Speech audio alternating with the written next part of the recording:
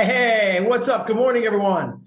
And welcome back to another edition of the show. It is episode 302.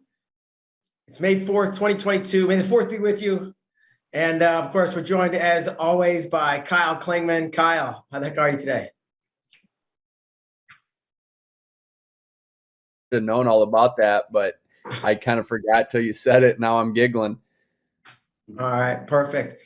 U.S. Open this last weekend. A lot of awesome things. You were there. What are your takeaways? Well, number one takeaway is I couldn't keep up with everything. There were people I didn't know were there until the very end of the tournament. And even looking at the results, I was looking like I didn't even know this dude was in it just because there was so much going on. But man, what great competition across the board and great storylines. And I know we have one on today that's probably my favorite storyline. So I can't wait to hear from him. Yeah, let's not mess around. Let's bring him on. It's Kendrick Maple. He was, of course, champion at 65 kilos, men's senior freestyle. But he's retired, kind of, I think, or I don't know. But he's coaching at Missouri, my alma mater. Super proud to call him a Tiger today, and that he came out of nowhere and won it. Kendrick, how are you? I'm pretty good. How are you? I'm great, man. Thanks for joining us. I guess what we were just speaking about. How do you feel, I guess, physically and emotionally coming through the tournament? I think you had 4 or 5 matches, and I don't think you probably wrestled 4 or 5 real matches in a day for a while. Yeah, no, it was fun. I feel good physically and just emotionally, mentally. I think I'm in a really good spot. All right. I was trying to think. I know you wrestled Logan Stevens in the finals of 2017 World Team Trials. Did you compete again after that? Was that it? I think it was a little bit of break after that, and then I think it was JB and Green convinced me to do the World Cup, and that was probably my last competition. I think that was in 2018. Did you? And you said they had to convince you. I saw Lauren Burroughs tweet out about they tried to convince you to wrestle at some time in the past too. Was it like, nah, I'm retired, and they were like, no, come on and do it, or was it like, do you want to do it? And you're like, sure. I mean, they had to pull a little bit. I think I still kind of. I'm trying to think back now. I think I wanted to a little bit, but I definitely was a little stubborn. But they pulled me through on that one. So. Okay. And why? Why did you retire? Right? There could be a lot of reasons, and I'm sure there's good ones. But you were near the top, right? You were the World Team Trial Finals. The grind, the weight cut, loss of motivation, or just wanted to turn your attention to coaching or something else? Yeah, I would say definitely I had loves being pushed different ways. So I had my family. I got 2 boys now. And then coaching, like it's my passion. So those are my 2 big loves, and something had to sacrifice. And because I tried to compete a little bit, and I just remember missing, my boys doing different things. When I got home, they are completely different people. They're Sure. new things happening every day. And then coaching wise, like I felt like I couldn't pour into my guys 100%. And so it started to affect me to where I was like, man, felt like I was giving everything halfway. And it's not my personality. I wanted to give it my all. So that's the sacrifice. I was like, I got to give up one. And that was the one I wanted to. Okay. So that makes sense. And I understand that. Did you still feel like you had it? I mean, I would say the results this weekend show that you do, but as in 18, 19, 20, 21, when you're wrestling in the room, and I hear these rumors from Keegan and other guys in Missouri, they're like, he beats everybody up to 84. And maybe they're exaggerating, maybe they're not, but did you still feel like you had it? But, we understand why he did retire. Yeah, I mean, I definitely still feel like I have it. I think, I don't think that's ever changed. I've always had fun and think I'm confident in myself. But yeah, I don't think it changed. Okay. And tell me about this wager. I know it's been brought up before, but we'll just recap it real quick with Keegan. Yeah, so Keegan, and actually I'm pretty sure it was Big Dom to put him up to it, so I blame him a little bit too. But no, Keegan, me and him are really close. He's a special individual, and it's hard for me to say no to the dude. If he wants to come in and work out extra, all this stuff, we'll make it happen. And he made that. He was like, "Well, I bet you I'll win a world title. You'll come back and wrestle the Open." I'm like, "No, we're not doing this. And so it took probably 4 or 5 days. And then he just caught me on a really good day. And he was like, let's make the bet. And so we shook on it. And as soon as I shook on it, I was like, this dude's winning the world title. Like, I might as well start getting ready for for the Open now. And so like, that was probably still 4 months before the world championship. So it's been a long time coming since that bet, but I felt like I had to be a man of my word on that. It's almost ironic that one of the reasons you retired was because you didn't feel like you could give full effort to the athlete while still training yourself, but yet it was like a connection and a relationship with an athlete that led you back to competition. What was the training like? Did you put on a full training camp or whatever you want to call it? Do you feel like you were training 100%, or were you coaching and like working out, training yourself on the side? Yeah, I mean, I think I'll still work out pretty much all the time with our guys, regardless during the season. So there's always that bottom line shape, and that's folk style base. But right probably around nationals times, I started picking up freestyle workouts a lot more. And then after national, it was all freestyle. And the training was different because this whole time I had a different mindset going into competition than I ever had before. So the training, there's times where I'd come in, I wouldn't have any structure. My whole goal was to either break my partner or have a couple guys rotate and try to break me. And it was just and I was having fun with it. And so it was a very interesting process leading up to it. Is there something about that? I guess lack of structure or the way you're describing it, that maybe there's even more freedom. I know when a lot of people are training, there's probably they put pressure on themselves and they set up these expectations, and it's everything you're working for. So it's maybe more important, and maybe people put too much importance on it, but it sounds like you were, I don't know if free is the right word, but more relaxed. Were you more relaxed? Yeah, it was definitely one of my goals. I had 2 real goals going into the competition. And one was to kind of test the product out that we're pushing, right? We're telling our guys, this is how we want to be. This is who we are. It's Tiger style. And it is to have fun. It's a sport. It is to give it everything you got. And it is to wrestle free. Like we do a lot of our practice where we do spar a lot and the guys get to flow. But that mindset, it's so much more of a growth mindset. And if I'm telling my guys this, I want to be able to do it. I want to be able to, and that's something I wanted to see from this tournament. Can I go out there and wrestle and have fun? Can I go out there and wrestle free? And it felt like I did. Since your last, say, the World Team Trials or the World Cup back in 2018, have you developed or gotten better, more like technically, physically on the mat, or mentally in this free mindset that you're describing? Definitely would say both. I think I've gotten better technically. There's a lot of stuff you learn we learn every day. As coaches, we're learning. It's not just us in there teaching our guys. We're learning stuff from, Noah Surden, Alan Hard, Keegan, Jarrett, all these guys. So you pick up little things on the way. And then the mindset, especially since I've been here at Mizzou, it's been, under Brian Smith's leadership, like you just learn that special growth mindset that where he allows you to wrestle how you want to wrestle, and it's a very freeing experience. I think back to what you're describing is not the 2000 Tiger style. It was grind and work hard and all that. We still work hard. I wasn't thinking that. Fun wasn't preached, right? It was like building a culture and all those things, which is like what it takes to build a program, I'm sure. And Brian's been amazing along the way. But I know he has evolved and changed. What have you learned from him as a coach and or a competitor? Maybe you already touched on it, but since at your time there. Yeah, I mean, I think definitely that growth mindset, and he's learned just from the other guys. He's like that vulnerable piece I don't see in a lot of head coaches. They always want to be, this is the only way to do it, and this is my way, where he learned from Ben Askren a lot of stuff, a lot of the mindset, and so he's always willing to learn, and that produces a culture that's willing to learn. And so now I get to come in the room every day, and I'm not just going to go tell everybody how to do everything. I'm definitely going to coach, but it's a learning environment. How has it been when, I think I know Keegan's been off the mat. I had him on a couple weeks ago. But just any of the guys you're training with, is there a difference in the rapport or the relationship, like the way you guys treat each other, or they treat you, like when it's training for Coach Maple, like not for the competitor? Yeah.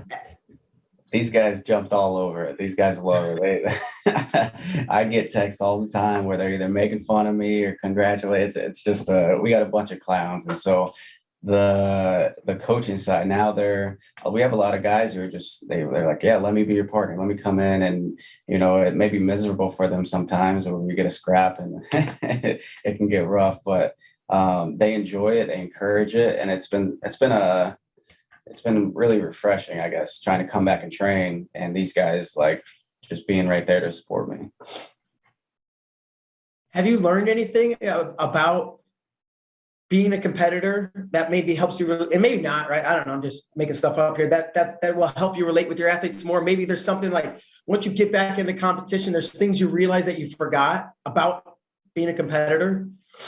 Yeah, I think the build up. I know it was one thing. There's a couple things I wanted to test out with this, because my old self I would let some fears like slowly build up until I got to competition, right? And then I felt like I still found ways to cope with them, but it was always a band-aid effect.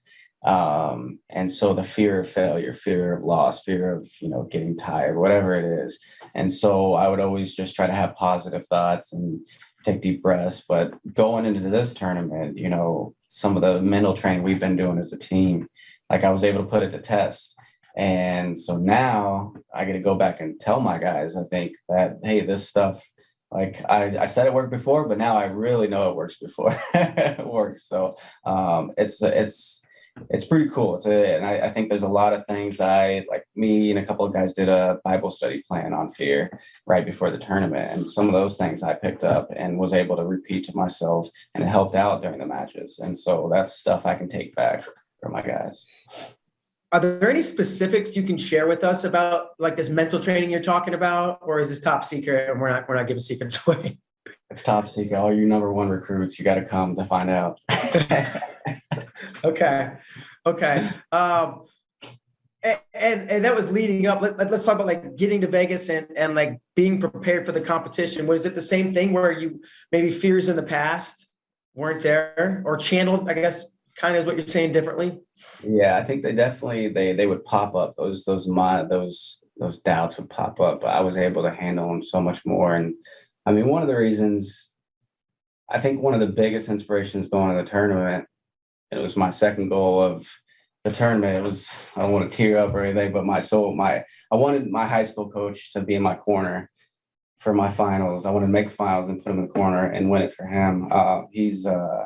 So back in February, he got diagnosed with terminal brain cancer, just out of nowhere. He's a healthy individual, awesome man of God, just amazing person. He calls me and tells me, and I'm like bawling. I'm like, this is crazy. Like, it was the glioblastoma cancer. So he only has, what they say, averages 12 months. And so I was like, how the heck am I going to be able to deal with this? And he's like as calm as a cucumber. He's like happy, and he's like, he starts quoting verses like Mark 11:24 to me. He's like, I'm gonna pray about it, I'm gonna believe in it, and I'm gonna be healed. He's saying like just that kind of faith, and it kind of puts life in perspective. Like, I go into this wrestling tournament and people are putting everything, and they're making it life or death. And I think there's an element to that. You got to wrestle like your life depends on it, but also you got to hold it in your hand free and just say, hey, this is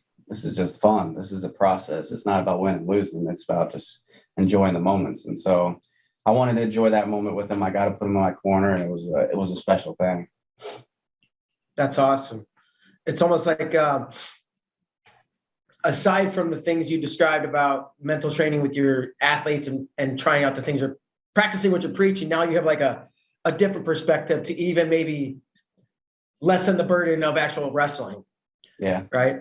Yep. Definitely took a step back and just realized it's wrestling. This is what you're blessed to do, and you got to go having fun and do it. Yeah. Okay. You make weight assuming you peek at the brackets, I know we tell our kids and we say one match at a time, but but it's also almost nearly impossible not to kind of look through and see how things might play out. Yeah. What do you think when you looked at the brackets? And was it the same feeling as an athlete before? It definitely wasn't as nerve-wracking as it was before when I was an athlete. Even when so they had the seeds come out and I wasn't looking at any of it. And I think it was Hard or Edmund or one of my guys come up and just like, oh, you got the 6th seed? Dang, that's disrespectful. And they're just clowning around and all this stuff. And so, but it didn't matter. Like at the end of the day, like I saw who I had and I was like, sweet, let's see what we can do. Sweet, let's see what we can do. And it was more of a positive mindset, like, hey, what can I do to this guy? How can I wrestle this guy versus this is who I got? Uh-oh. And I want to get to watching a couple of the matches, but did you think, right? And we had McFadden on yesterday, and it's like, did you believe you could win? 1, and 2, did you believe you were going to win? Right, definitely two different questions, but very similar. But did you think you could win, and did you honestly be like, I'm going to win this? Did you think you were going to win? Yeah, that's been something I think I've had for a long time. I don't know. I think I owe it to my dad or maybe my uncle always beating me up in Madden, but like I'm just very competitive. And so I've always walked into a tournament no matter where it was. I remember my freshman year, like I don't think I was ranked very high, but I went in nationals and I'm like, I'm winning this thing. And you couldn't told me differently. And I was crushed when I lost. I was like, how? And I was just a freshman, just a no name. And so it's something I've always carried into every tournament. Just if someone's got to win it, why can't I win it? Sure. Okay.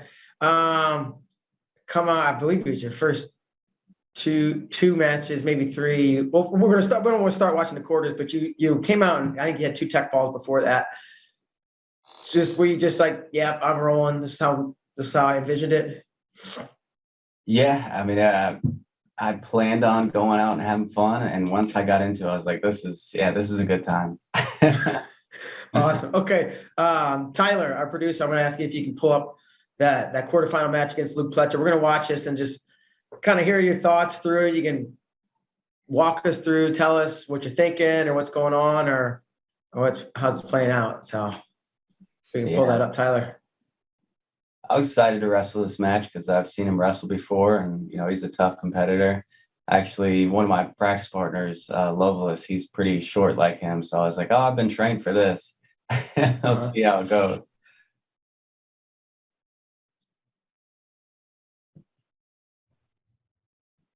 There we go. So he was,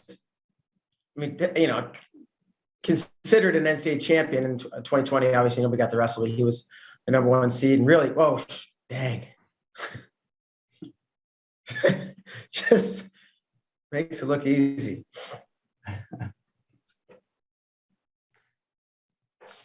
You wrestled folk style all season with the team. What'd you say? You had like 4 weeks of maybe 4 weeks of straight freestyle? Yeah, about somewhere around there. So was it like riding a bike? Yeah, it was a fast bike. It was like riding a bike up some hills. So it was definitely it was an interesting experience being back on the mat, feeling the crowd, feeling the lights underneath you. It's definitely a fun place to be. Are you kind of guy who thinks when he's out there, you just move, and when the match is over, you can maybe look back and try to remember what happened? Yeah, typically I don't think very much. I look back and people tell me what I did, and I'm like, I have no clue. I have to go back and watch film like this to remember the match. What's complete opposite of like Keegan. If you ask him how he wrestled back in 2016 against a kid in some no-name tournament, he'd remember every move. It's crazy. Yeah, you nailed it, man. We had him on this show a week or 2 after NCAA's, and he's talking through the minutia of these positions and I turn my hip this or a little bit too far this way or that way, or he's breaking down all kinds of details. Oh yeah, he's a perfectionist. I have to get on him every once in a while for it.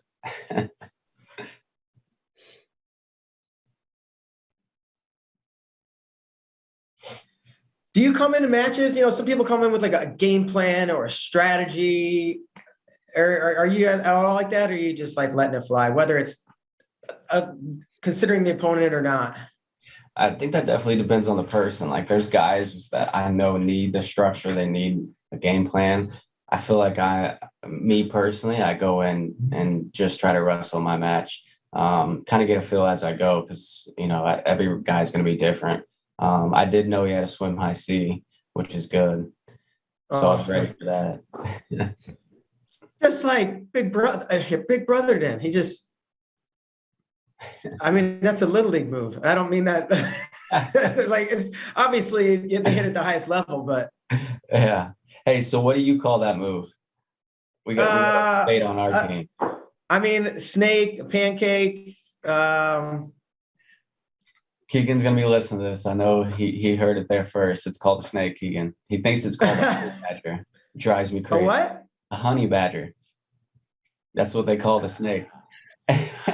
These kids. Yeah, these young bucks. I just can't do it, man. Honey badger doesn't even look like a honey badger. He's not a senior level U.S. Open champion. So I think you got one up on him. So we'll call it that. So that was that, man. And I think we'll maybe just skip to the final because I know that semifinal with Lugo was very. How would you describe that? It was 3-2, right? And it was more of a positional battle, I feel like. Yeah, it was a frustrating match. Anytime you wrestle a guy with that style, I don't like it, and I respect it because it definitely works. But it was just slowing down the match, and it's on me. I got to do a way better job of getting my shots. It was funny because I got out of that match. And I go look at my phone and it's Keegan and it just says you suck. He said you suck and shoot. And so that actually helped me in my finals match because I was like, oh yeah. So we were talking stuff back and forth that night. And I'm like, I'm shooting within the first 15 seconds of my next match, no matter what. Like I can't let him text me like this again. Did you get a late takedown, like with I don't know, under 30 seconds, right, to win the semis, if I remember? Yeah, it was a little later. I don't remember exactly when it was, but yeah. So It was a lot of hand fighting. Yeah, that's how Lugo wrestles. And so we'll come to the finals and we'll pull that up in just a second. But like, what do you do the day of, right? You wrestle the semis, you wrestle everything through the semis on the first day, break, maybe cut some weight. Well, let's talk about your weight. Did you have to cut much weight? I know you wrestled 61 in your previous as a competitor. Yeah, not much. I probably weigh 48, 49. So it was basically a workout to get down. And then, I was actually upset.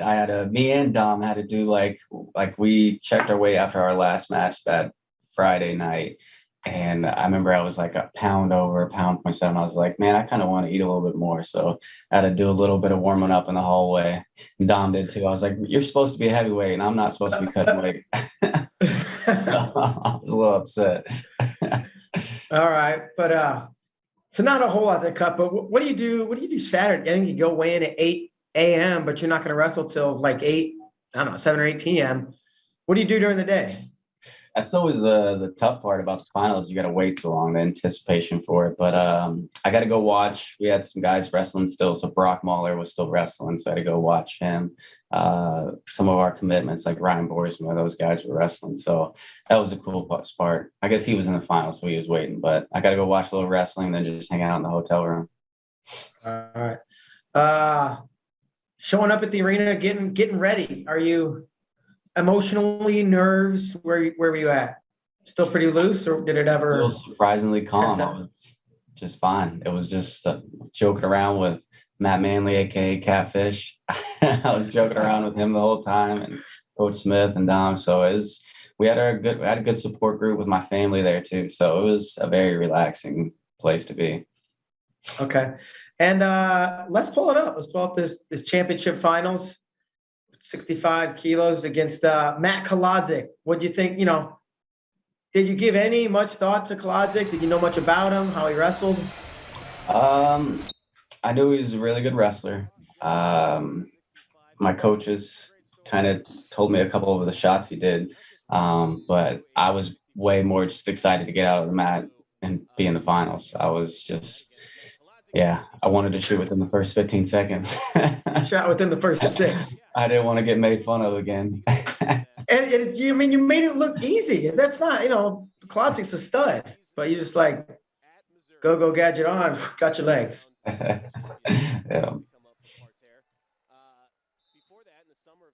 She's got to be feeling great here. Did the confidence gain throughout the tournament? After the first match, I would say it was there. The first match, you just never know how you'd come back, but after that one, I was pretty confident. All right, talk me through this. Like, I'll go backwards. Yeah, so I will say I picked up from Keegan, so I'll give him the credit on this, but that adjustment he makes in there is something that he hasn't done to me live. Don't get it twisted, Keegan. but I felt him drill it, so it was really cool. So there's my high school coach there. That was really cool. So, oh man, that's awesome. What's his name? Mike Church. Mike Church. Mhm. Yeah, this is. Yeah, I was a little close to the edge, so I didn't want to take it too far forward. So getting that foot up was nice.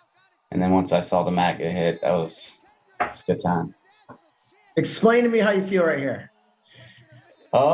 Man, I just immediately looked over my coaches, my high school coach, and it was just raw emotion. I was like, this is awesome. I had to go hug him. Unfreaking real. I heard everybody talking, the Mizzou guys, about what you've been doing in the room and some other people around the community. And holy shit, not the holy shit he's got it, but he did it. And not only he went out and dominated everybody. A close one in the semis against Lugo, but otherwise it was just like, were you at all surprised that you like dominated to this degree, or you're like, no, I kind of knew I had it?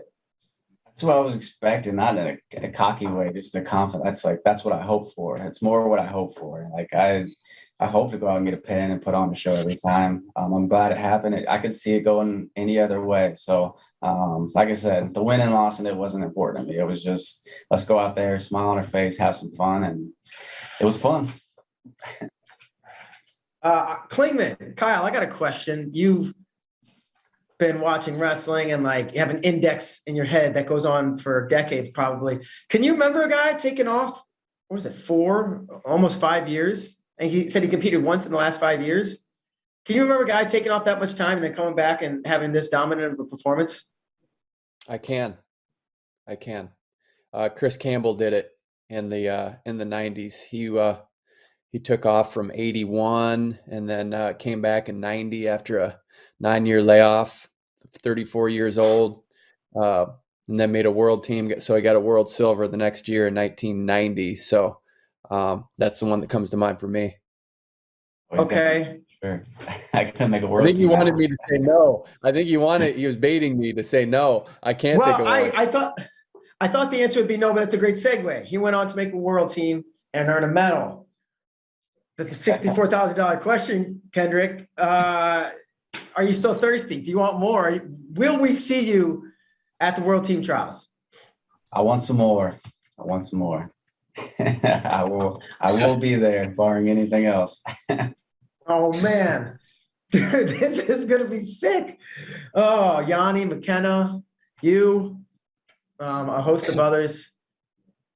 And you'll be the number 1 seed, right? Yep. That's at least what I've been told. Obviously this would be a step closer to Final X, right? And then more on the line. Mm-hmm. Do you think you'll be able to bring the same carefree spirit, attitude that you had, or will you get dialed in more, or a change in how you feel, you think? I don't know the future, but the last thing I want to do is lose the freedom I just had out on the mat. So I'm going to do everything in my power to stay loose and have fun with it. Because at the end of the day, I could go out and get teched. I can go get all techs. Well, it's more about the process. So I'm going to try to keep that mindset going in, and we'll see how it goes. Man, this is pretty wild. I'm pretty excited about this. I was already excited about Coral Bill, but you just give me another reason to not crank it up a notch. So we appreciate that. And I think I speak for everybody else except maybe some of the 65 kilo guys. We love it. We love it. So thanks for doing it. Kyle Klingman's also got probably a set of questions here since you hardly broke a sweat at the US Open. He's going to try to make you sweat here with some tough questions. So, and we also got to just add in, we're talking about comebacks. Cale Sanderson did it too. 2004, won the gold medal, came back in 2011, made the world team. So there's another one to add to the list. Bar set high. Yeah, bar set high with those two cats. They're good. All right, so you said you wanted to eliminate fear. I'm assuming this is going to put some fear into you. We have a game called Sweat It Out, 5 questions. So are you ready to go? I am. All right. Number 1, what's the nickname of Toronto's NHL hockey team? I have no idea. The nickname? Yep, nickname. All right. It is the Maple Leafs. There we go. I should assume that. I see how you did it there. I was kind of confused too until I heard the answer. All right. Number 2, what runner from Wichita, Kansas was the first high schooler to break 4 minutes in the mile? Ooh, dang. Now you're attacking my city pride. Jeez, I did not know that either. His name, and he was also a congressman for your state, Jim Ryan. Okay. His name. I think I did know that. Yep. Number 3, what sugary condiment tastes best over waffles and pancakes? Syrup. Yeah, maple syrup, but I'll take it. Maple syrup. Better be maple syrup. Yep. Number 4, who did you wrestle in the first round of the 2013 NCAA championships? Ooh, that's a tough one. The first round? Yep, first round of 2013. Year you won it, so we got to give you credit that you won the tournament that year. Like I said, I have terrible memory with this. I know Joey Laser was like in the quarters or the second, but he was second round. Second round. First round. Yeah, I do not know the answer to that question. I told you, Kyle's got a database that just goes back. I bet he can tell you the score, how it happened. I had to look it up, but it was Frank Goodwin of Maryland. Here we go. What was the score? 13-1. You won. So you got bonus points. And then number 5, who sings the song Money Tree featuring J-Rock? No clue either. Bader. As a first name, my guess is Kendrick, someone. Yeah. Kendrick Lamar. Yeah. Hey! Teamwork. He got that one. That counts. That counts. That counts. That was great. All right. That's it. You got out. I'm 1 for 10 on that. I think you were 3. You went 0 for 2, but you came back and you got 2 out of the last 3. So don't finish. So world team trials, you're in a weight where nobody won a medal last year. So basically you have to make it to the semifinals. I'm sure you probably know that, but for anybody at home listening, anybody who medaled at last year's Worlds or Olympics is sitting out until Final X. So in those weight classes, the winner of the world team trials will move on to wrestle that competitor at Final X. In the event that there was no medalist last year, such as 65 kg, you're going to wrestle the world team trials to the semifinals, stop, and then those 2 competitors will wrestle each other in Final X for the best 2 out of 3 for the right to represent the United States on the world stage. And let's get crazy here and just go hypothetical. Let's say you win the world team trials, you win Final X. Let's get crazy. You say you win Worlds. Is there any chance you go back next year or think about an Olympic run? I know it's early, but let's not get crazy and count anything out. Yeah. I mean, I'm living day by day, but as I tell people all the time, like I told people going into this, it was like, I just know I'm competitive. I know what I'm like. So if that if I win a world title, it's gonna be hard to stop. I'm gonna have that itch. So Awesome, man. Awesome. Yeah. I was asking people, I asked Catfish, Matt Manley, I asked Brian Smith, I asked a few other, I was like, hey, if Kendrick wins, what do I'm trying to get information from them. And they said, dude, he's day to day. He's hour to hour, actually, at this point. So, but I'm super glad to hear that you're doing it. Like I said, it was an awesome story. The whole thing that you came back and were so dominant and won. And I guess maybe my favorite part is like this mindset that you've been and Brian and this program's been preaching now about carefree and just it's easier said than done, right? Like just wrestle with no stress, have no pressure, and go ahead. You can say that, but to do it and pull it off is something else. So thank you for being an example of that. And man, I just yeah, it's been a treat to watch you wrestle. It's been a treat to sit here and have a conversation with you. And we're really looking forward to seeing you out in Coralville, May 21st and 22nd. So we're pretty much wrapped up here, but I want to give you the last word. Anything you want to say about anything? Shout out, a joke, say hi to somebody. Words of wisdom. No, just thanks for having me on. All glory to God. My coach is getting his first MRI today. Actually, it was right during this interview. See if he post chemo. So prayers up for him, and we'll see you guys in a couple weeks. All right. I thought to go out to Coach Church. Thanks for sharing that with us as well. And obviously we're wishing the best for him. Thank you. All right. Thanks, Kendrick. Have a great day. We'll see you in Iowa.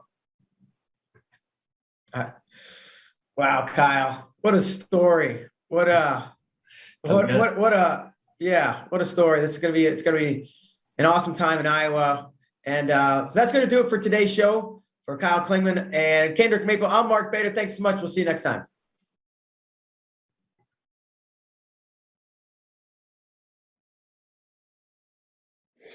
Where are you, Mark? Are you in Austin? No, I can't.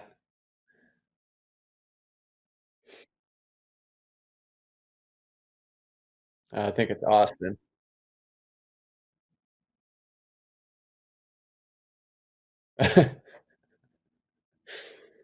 I don't